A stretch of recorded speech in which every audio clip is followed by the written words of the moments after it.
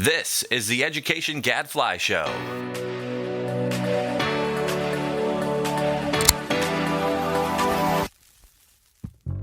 Welcome to the Education Gadfly Show. I'm Stephanie Disler, here to kick things off for this week's episode. Mike is back with another solo segment reflecting on the role of regulation in school choice and whether it's stifling innovation or saving us from bad schools. Then, on the Research Minute, Adam dives into a study on the link between timed math tests and anxiety in 4th and 5th grade students. All this and more on the Education Gadfly Show, starting now. Hello, this is your host, Mike Petrilli of the Thomas B. Fordham Institute, here at the Education Gadfly Show and online at fordhaminstitute.org. And this week we are not welcoming a special guest because I am, once again, going solo. We did this about a month ago, and I got some great feedback from some of you. Some of you liked it. They said more of this, please. So we have decided to do this on a monthly basis. Now, I did hear from some others that my particular solo podcast a month ago had me talking myself into a corner, which is true. I believe I acknowledged as much at the time. The topic was about whether or not private schools participating in school choice programs should be allowed to decide not to accept LGBTQ kids or kids from LGBTQ families. I basically say that in the cause of pluralism, we should accept that, although I don't love it when it is in a program that is universal. At that point, my argument says the trade-offs, the balances is different. Anyways, I can see even now how this is kind of a confusing, nuanced argument. So we'll see if I do better this time. So let's get into a new topic on Ed Reform Update. All right, well, this is not a completely new topic. It is a related topic, and it is on school choice. And really, the intersection between school choice and regulations, school choice, and test-based accountability. Those of you that have followed the Thomas B. Fordham Institute for a long time, who have followed me or my mentor, Checker Finn, you know that this intersection between choice and accountability is something that we have long cared about. And we have long argued that choice and accountability, though there are tensions between them, actually go very well together. Checker used to write and has long said that while school choice is great, of course, if you want parents to make good choices, then there needs to be some information. That information has to come from somewhere, and standards, testing, accountability systems is one good answer to that. He would say that accountability with standards testing and some kind of interventions in low-performing schools, all great, but at the end of the day, something has to happen to the schools that are not measuring up or for the kids in those schools, and school choice is a good answer to that question. These are things that can go together, though there are tensions, of course, and some of our libertarian friends have long argued that if you give parents a choice, that is enough accountability in and of itself. That if parents are choosing a school, that we, the rest of us, the experts, people far away from those parents' lives, should not second guess their decisions. And we should let them choose that school, even if we think from the outside that school might not be very good. Let's unpack that today. Now, what has my attention was an article that Robert Enlow and Mike McShane published in Education Next called School Choice Should Take the Road Less Traveled. They always say that when you're writing something, and this probably goes for solo podcasts as well, you should start with something that pisses you off. And this article pissed me off. It wasn't so much that they were saying that private school choice should be different than charter schooling. That was part of their argument, saying that the road less traveled should not be the road that charter schooling went down. That much I can understand. I don't always agree with them on how they put that, but I can understand that the rules for private school choice should be different than the rules for charter schools. But what they claim, and I've seen this in other places, is that charter schooling, once upon a time, had a lot of potential when it came to innovation. And because of the bureaucrats, those dastardly authorizers, policymakers, people within the movement themselves, we instead became cautious over time, cut down on that innovation, in a way that really has hamstrung the charter school movement. Again, I've seen this claim a lot of different places from people saying, charter schools used to be innovative and no more. Now they've become just like the public schools they were supposed to be different from. And I say, okay, that's an interesting point, but where's the evidence? First, let's hear how Enlow and McShane put it. Quote, charter schools have been a school choice success, but a limited one, facing increasing challenges through the years with overregulation and limited growth. Hailed initially as a way to dramatically remake education, particularly urban education, charter schools have been stymied in their impact by an authorizing and regulatory framework that has buried potential operators in the very bureaucratic structure charter schools were created to avoid. The sector has empowered a limited set of unelected functionaries to say no for arbitrary and capricious reasons, and has curtailed ways in which schools can experiment and try to educate children differently. And they go on to say that there should be lots more kinds of charter schools, lots more charter schools overall, and that all of this was the charter sector, quote, committing an own goal, kicked into the wrong net by the very reformers that passionately advocate for charters, end quote. Now, Jed Wallace, in a good piece for CharterFolk, says that there's some truth to that. There is overregulation in some states when it comes to charter schools, but that wasn't an own goal. Those regulations were foisted upon us. It was the opponents of charter schools that, in many cases, added new regulations as a way to constrain them or to kill them. When we look at states that really have supported high quality charter schools, places that believe in charter schooling, in other words, places where, let's say it, the teachers' unions and other opponents don't have the political power to try to put poison pills into legislation like they do in, say, Jed Wallace's own California, what do we see? We see a framework that has allowed charter schools to grow quite rapidly, lots of different kinds of charter schools. And if done right, a framework that still, though, says that authorizers need to pay attention to quality.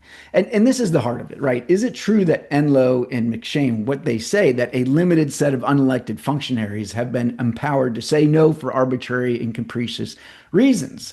That is an attack on the charter school authorizers out there. Fordham is one of them. I am one of them. We are a charter school authorizer in Ohio. We oversee about a dozen schools on 20 campuses, all high poverty, mostly urban, one in Appalachian, Ohio.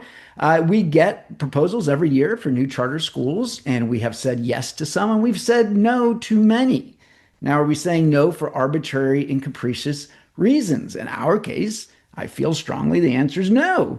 We say no because we make a professional determination that the organizations that are proposing the charter schools don't have the expertise, the experience, the know-how to run good schools. That is overwhelming the reason.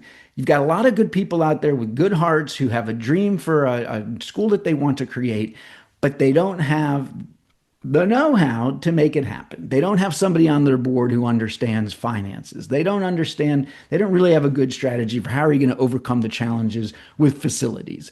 Maybe they want to start this wonderful elementary school and they've never heard of the science of reading, right? That's a huge red flag. Now, we try to stay open-minded. There may be people out there that really have new ideas for new ways of doing things. And if they bring the research and if they bring the evidence and they bring a compelling argument, maybe we'll go for it. For example, a few years ago, we went for a school that was focused on being a socioeconomically and racially diverse school in one of our big urban areas. We thought that the curriculum was a little too loosey-goosey for our liking, but that was something we understood from the founders that they believed it would take to recruit more upper middle class and white families into that school in order to create a diverse environment. We were willing to give it a try. Turned out, didn't work. Might have been because of COVID. It was a tough time to start a new school. They struggled to get enough enrollment. Eventually, they just didn't have enough kids in the school to make a go of it. The school had to close. Taking some risks is important. And I think it's true that there are some authorizers that over time have decided to be very risk averse, and especially the ones that are authorizers that are public bodies of some sort, state education boards or state charter school authorizers. These public bodies, they have pressure. The scandals that can come from starting bad schools is serious. And so they do have those kinds of institutional incentives to be cautious. Okay. However, is it also true that there were all these wonderful schools out there that they necessarily said no to? That has not been my experience. And again, where's the evidence on this? If you dig in and you go and you look at schools that are, for example, getting closed by charter school authorizers, another thing that some libertarians think we should not do, right? They think we're just looking at Excel spreadsheets and then pushing a button from far away. No, we know these schools. We spend time in them. We go to the school board meetings. We spend time with the staff. We interview the students. We know the parents, right? You get to know these schools up close. And guess what? Some schools just aren't very good. It's actually really hard to run an effective school. It's hard to run a multi-million-dollar nonprofit organization, which is what these things are. And yet we get these accusations that we're just closing schools or not starting schools because we don't embrace innovation. I've noticed over the years that it tends to be, not always, it tends to be more the political science and economist types who have this vision that there might be these incredible educational innovations that are out there that could be embraced if only we allowed them, right? And again, the impulse we should hold and value. It is important to remain open. As people have said before, when KIPP first came around, some of their ideas probably seemed pretty crazy, right? And then pretty soon we were like, wow, this no excuses charter model really works. We don't want to then get into a place where the only charter schools that we adopt and accept are the no excuses charter schools that look just like KIPP. We've got to remain open to new ideas. But that does not mean that the universe is full of infinite ideas of what might work in education, right? We want dynamism, as Stéphane Lavertu and Tim Rosenberger wrote in an Education Gadfly post recently. That's super important. But we don't have to give up on quality control, right?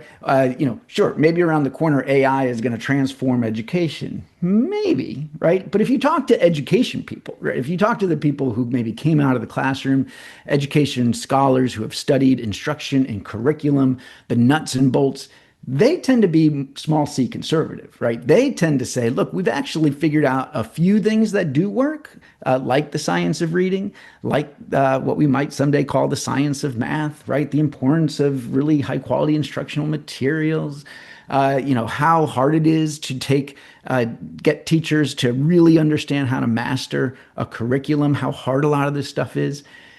They tend to be less Pollyannish about what might be possible, and they tend to be, therefore, more interested when it comes to school choice and making sure that the people that are empowered to run schools, and especially run schools with public money, have the knowledge and skills that it takes. Because you know what?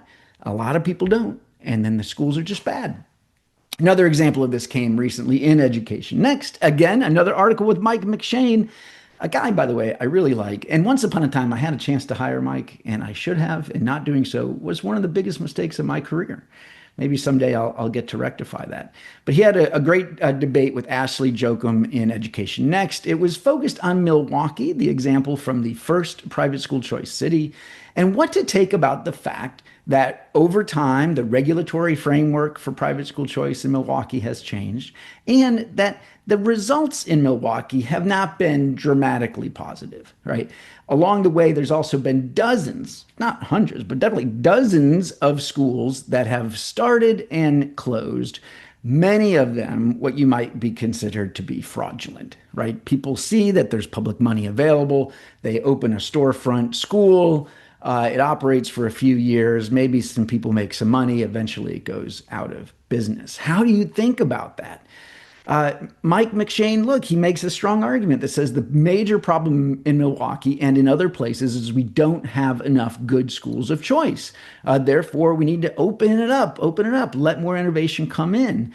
But as Ashley says, along the way, we let some kids attend some really bad schools, wasted for sure a whole bunch of public money, right? Is there a better way?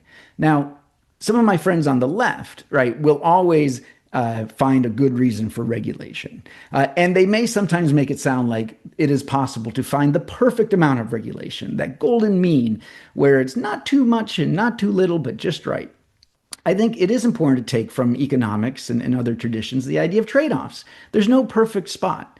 Anytime you regulate, anytime you say a school must do X or it cannot do Y, you are closing off some possibilities in terms of innovation, right? And so we want to proceed carefully. Calling it smart regulation doesn't solve it, right? You have to be careful and you have to actually get into the specifics of what makes sense and what doesn't. And in my view, what makes sense is making sure that you have some way to measure if a school is high quality. And that matters especially in terms of whether students are learning. I think if it's an elementary school, for example, are they learning to read? And they learning to do math? Are they making progress over time? I think today we could ask, are they successfully getting kids to show up to school with this chronic absenteeism crisis?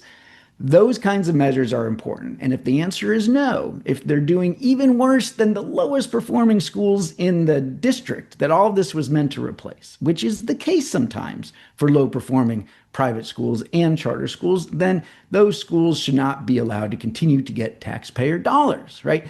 That to me makes sense. The other stuff, the input-based regulations, we should be careful about. Now, 10 years ago in Ohio, we supported a package of regulatory overhauls for the charter school sector there that got into lots of other stuff. It got into the relationship between schools boards and the private operators that often ran them, for example. It got into a lot of things around transparency, around budgeting, audits, and the like. Well, why was that? There had been some terrible scandals, especially with online charter schools serving tens of thousands of kids, millions and millions of dollars that were basically set on fire. And the charter school movement was under huge pressure. There was a chance, even in a Republican state like Ohio, with a lot of support among policymakers for school choice, there was a chance that charter schools were just going to go away. You know, they were not going to fund those charter schools in a way that would allow them to succeed. And the only way that we could claw back to some respectability and eventually make the case for higher funding, for greater flexibility on some things was to accept some of that greater accountability and regulation. That's what can happen. This is, this is a political economy here, right? In other words, we have to worry not only about how the results look on a spreadsheet, we have to worry about how the results look to the public and to the policymakers and to the political challenges that can come from low performance. And as Jed Wallace says, the real risk that the private school choice sector faces in terms of the road less traveled is that the private school choice movement will travel the road that many traditional public schools have traveled, where there's virtually no accountability, not for results, not for how they spend the money, right? We're in a moment right now where there's very little accountability outside the charter school movement in most of the country, right? And that has not been good for kids. And on the politics, you've heard me talk, if you tuned in last time, and other episodes as well, about the one big beautiful bill, the school choice provision that's in there. It's an education tax credit. I argued in the Wall Street Journal that it creates a dilemma for blue state governors, Democratic governors, because it dangles some free money to do private school scholarships that are going to be very attractive to many of the stakeholders within the Democratic Party, Black and Hispanic parents especially, but that are going to be anathema to other people within the Democratic Party, especially the teachers' unions, white liberals who are opposed to private school choice in many cases, right? This is going to create a political headache.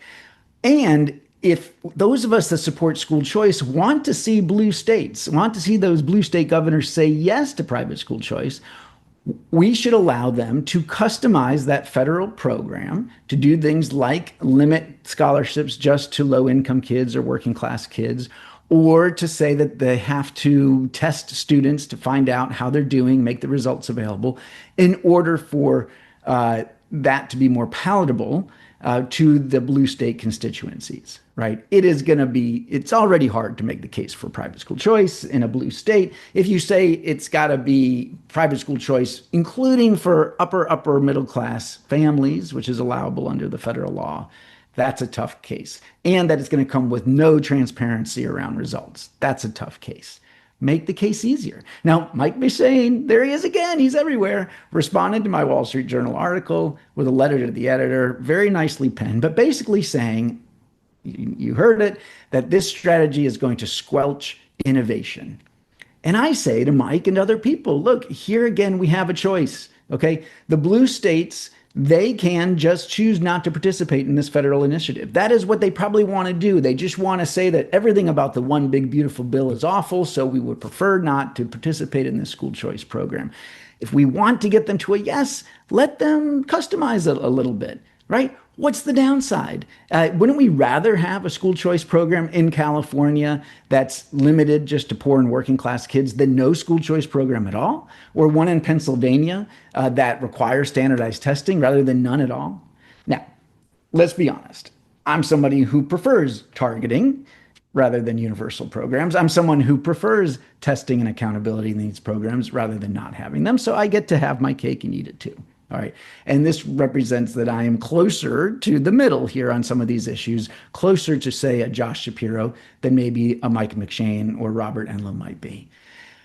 But if we want to win this for kids, if we want to win this issue politically, but also substantively, if we want this thing to succeed, right? If 10 years from now, we want to be able to say that all this effort has gone into school choice has resulted not just in more parents getting to choose their schools, but in kids doing better than they otherwise would, knowing more, learning more, being stronger in reading and math, being better prepared to go on to college and career. And these things matter. In my opinion, that is what we should be doing, right? Then being willing to have these conversations to say that there is a difference. There's a difference between test-based accountability, let's say, that holds schools accountable, and some other kinds of regulations that amount to poison pills to just try to kill off school choice. We need to be able to make these distinctions. We need to be able to defend them, and we need to be able to put them into practice. That's what I have to say on that. That was Ed Reform Update. Now it's time for everyone's favorite, Adam's Research Minute.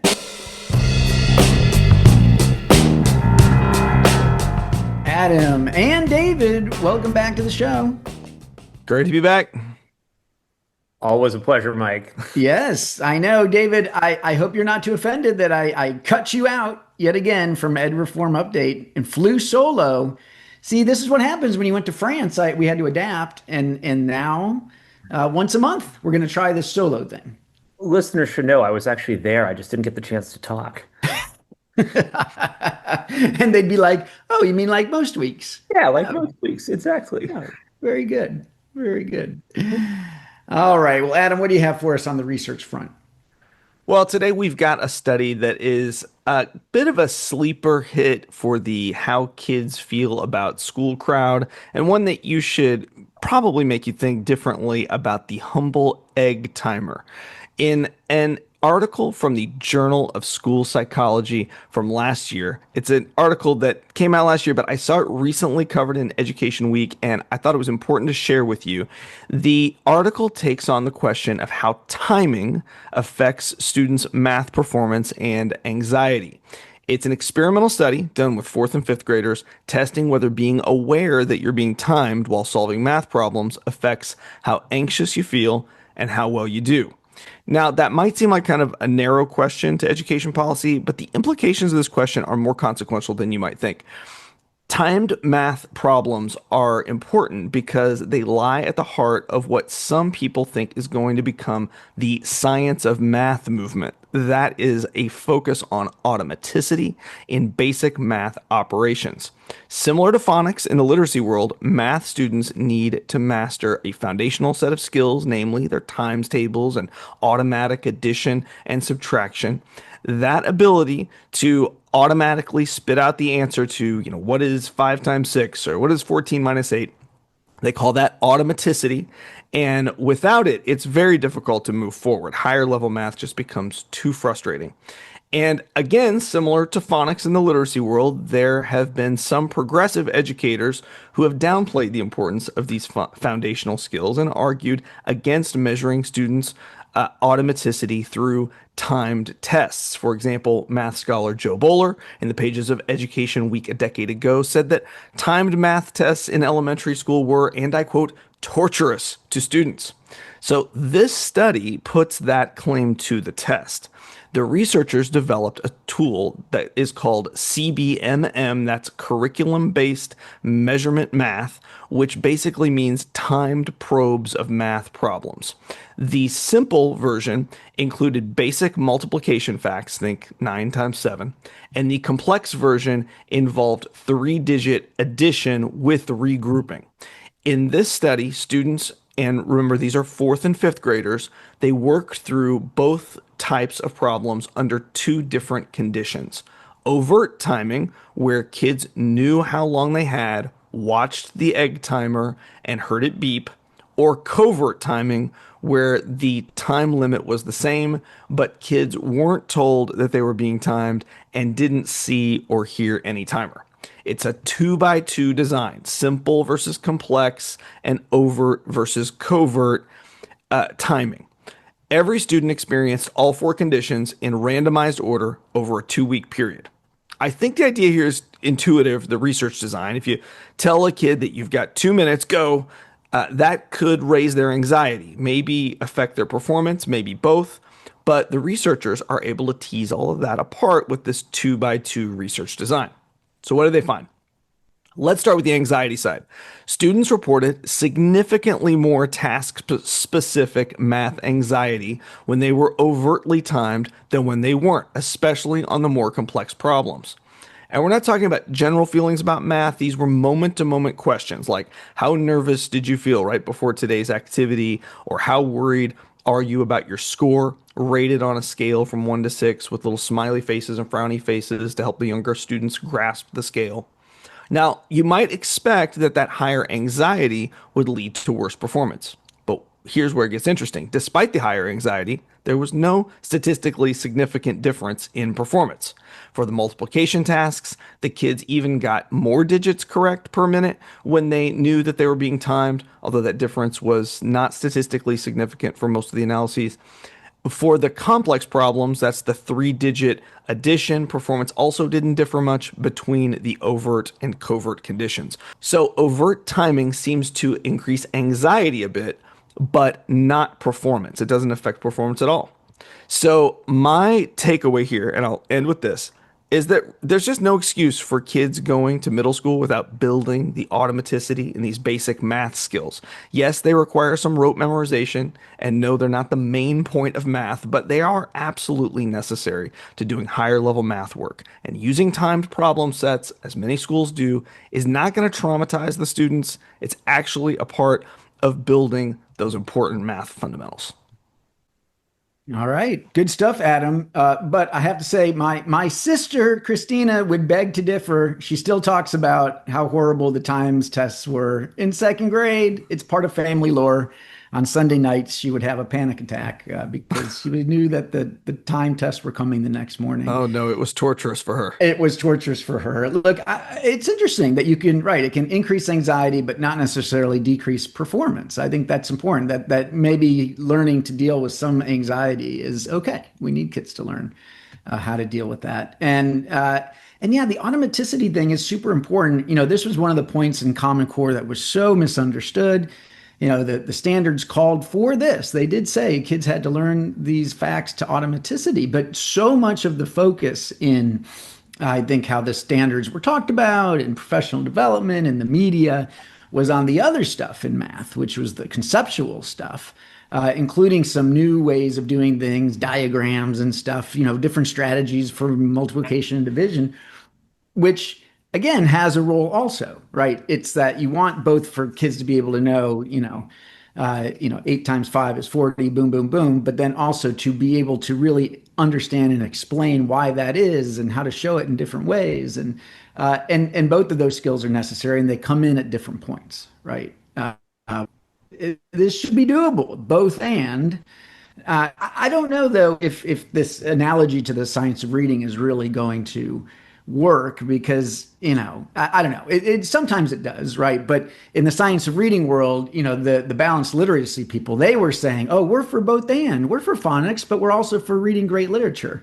And it turned out, well, they weren't always for actually doing phonics, and they also were into this crazy thing where they're like, why don't you guess at words based on the picture next to the word, right? That's insane. I don't know that there's a similar analogy in math, something as bonkers as that. David?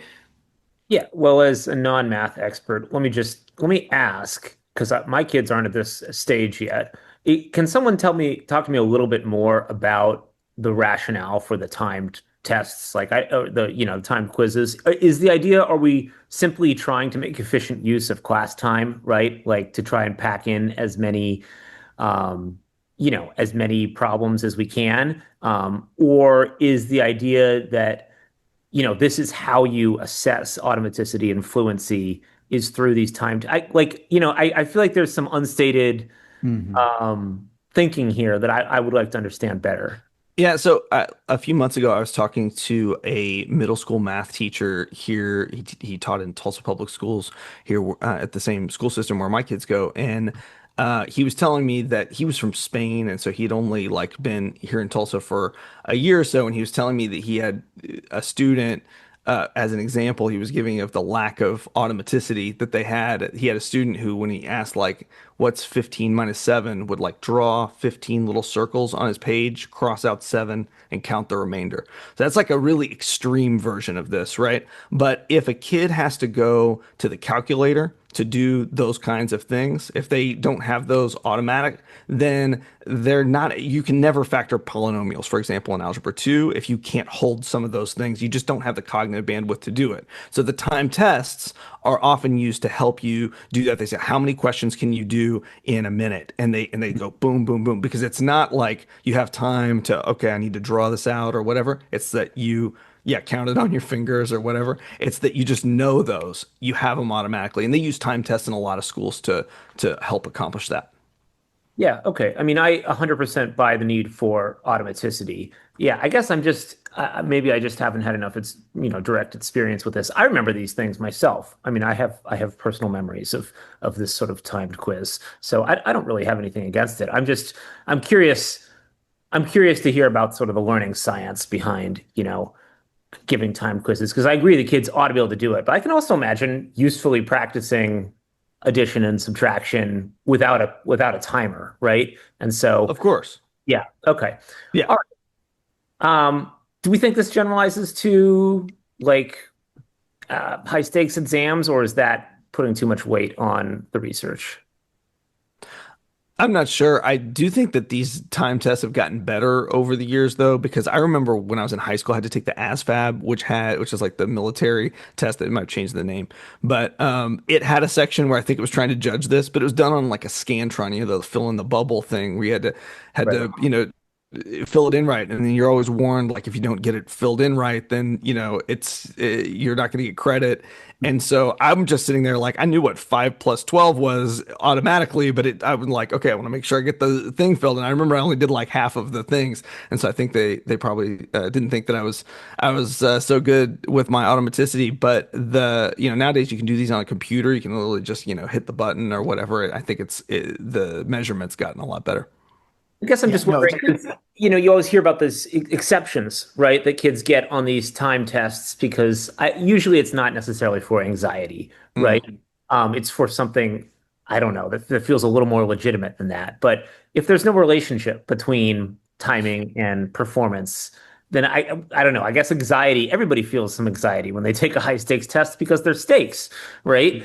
I was anxious when I took the SAT too, but I guess it doesn't seem like a particularly valid excuse to me. And I guess I'm just curious if we should Well, and connect the dots. And what I hear from the youngins, in other words, my son, is that the lore is that the ACT, there's some time pressure attached to it, much more so than the SAT. And so when kids get that exemption because their parents pay for somebody to say that they have ADHD, even maybe if they don't, or boy, they didn't have ADHD until it was time to take the ACT. How interesting. but that gives them a big advantage, because time, for some reason, I'm not sure if this is 100% correct, that at the SAT, the way it's designed right now is not as much pressure on time as the ACT. So there you go. But the SAT is timed too, right? They're both timed. Yeah. I don't know. Maybe there's more time pressure in the ACT. Again, maybe this is, or maybe this is just urban legend. What I like, though, is that what we are doing here is trying to dig in on these instructional pieces. And it is an issue that in math, there's not as much agreement on what the science is, on, really what even our problems are. Why is it that after so many decades of making huge progress in math in the 90s and 2000s, has that stopped and even gone backwards, even before the pandemic? So this is the sort of fine-grained stuff that I think can help us. So kudos, Adam. Thank you for bringing it to us. My pleasure. All right. Well, that is all the time we've got for this week. So until next week, I'm David Griffith. And I'm Mike Petrilli of the Thomas B. Fordham Institute, signing off. The Education Gadfly Show is a production of the Thomas B. Fordham Institute, located in Washington, D.C. For more information, visit us online at fordhaminstitute.org.